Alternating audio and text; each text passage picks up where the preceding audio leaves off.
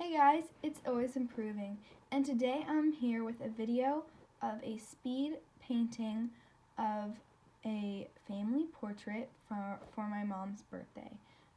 This picture is like the family portrait I did for my dad's birthday, except this one's obviously for my mom, and it was from a picture that we took on Mother's Day a year or two ago.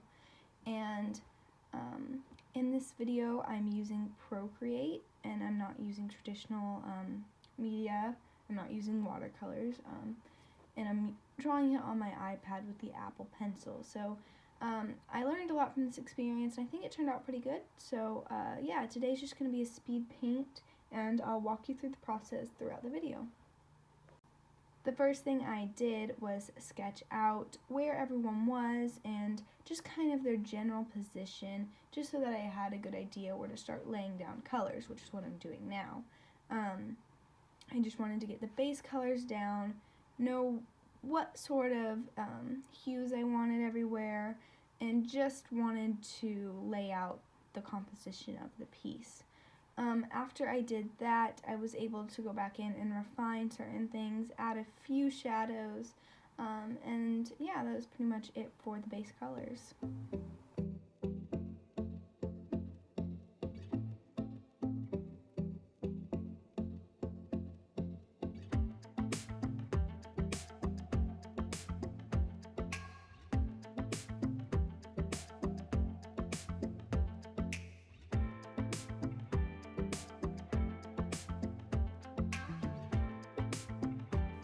Now, as I begin to just sort of work on the faces, get the shadows and the mouth and the eyes on people's faces, I will turn on and off the layer that has my sketch on it. So I'm able to see where I wanted to put the eyes and the nose and the mouth, just sort of where the plan was, and I'm able to, after that, take it away and erase it. So they're on separate layers. My sketch and the color is on separate layers.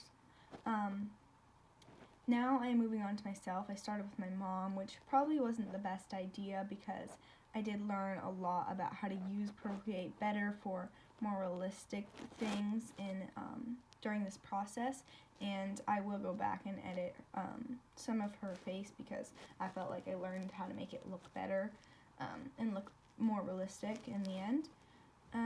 Yeah, so now I'm moving on to me and my dad. I kind of do us somewhat at the same time period.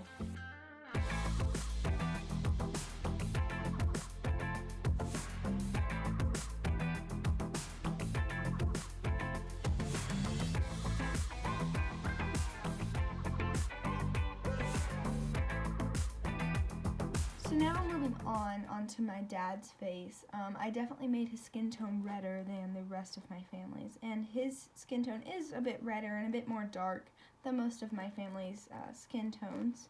So that made sense for me to do that. But also, I feel like once I did that, I saw a couple mistakes that I had been making. I was shading with a desaturated skin tone, or just a kind of desaturated brown color, and I think I realized that it was important to use more of a warm tone for my shadows, and it kind of brought more life into the faces of my pictures, and I think I applied that through the rest of this drawing, and it made my faces look better.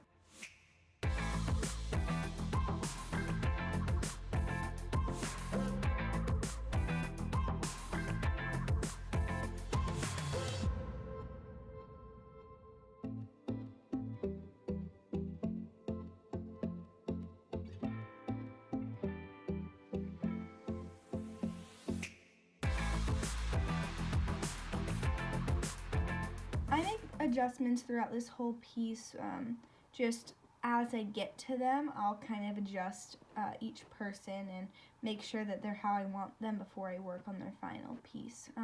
Right now I'm working on my brother, and you can kind of see how he has really dark shadows right now, and what I did was, on a layer on top of the base layer, I went in with a pretty dark color and dark red to just sort of lay the color down, and then I was able to edit it only on that layer without affecting the base layer of color that I had set down, and I was able to blend out those shadows and really make it look more like a real face would, more like my reference picture.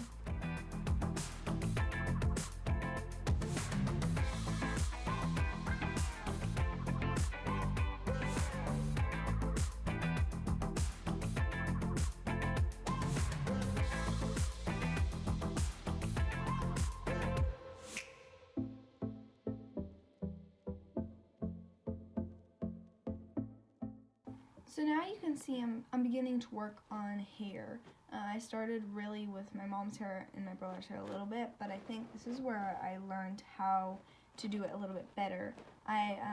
When I was doing my sister's hair, I put down on the base layer kind of where the shadows were. So on her right side, I put down a darker brown color, and then went over the whole body of hair with lighter tone, with highlights, and with darker tones, just like strands of hair, right? And I think doing that while also making some parts of the base layer darker made it look more realistic, and as the body of hair was made up of smaller strands without me having to draw individual tiny strands throughout the whole entire head of hair she has. And I will repeat that process a couple times for everyone. Right here, I'm very much editing the head shape and the head position of the man on the right because I didn't like where his head was in the picture. As you can see, I also did it with my older sister, moving just the inside of her face, just her facial features around, because I had felt that they were too far down and not really centered right, so I just fixed them as well. And that is the beauty of digital painting. You can move things, you can erase things completely, you can edit things, transform things, warp things. It really makes it more of a designing program where you can use it exactly how you want. It just takes a bit of learning to get used to.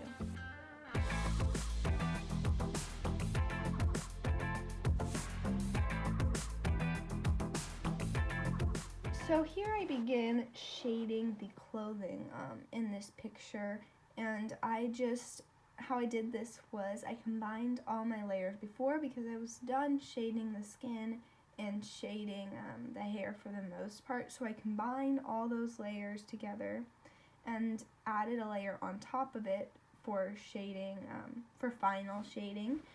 It was mainly for clothing, but also a few skin things and a few hair things I did do on this layer.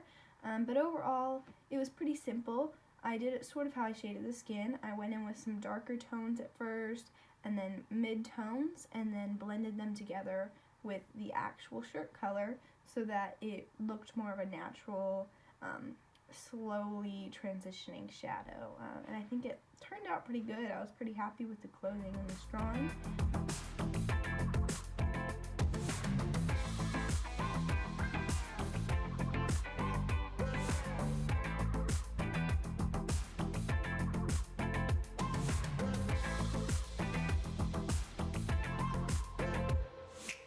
And other than that, in the background of this picture, which I'll do at the very end of the video, this drawing is done. And so I'd like to thank you for watching this video, and I hope that you enjoyed seeing my process of this portrait of my family. I'd also like to say happy birthday, Mom. I love you so much. And that's it. So I'll see you next time. Bye!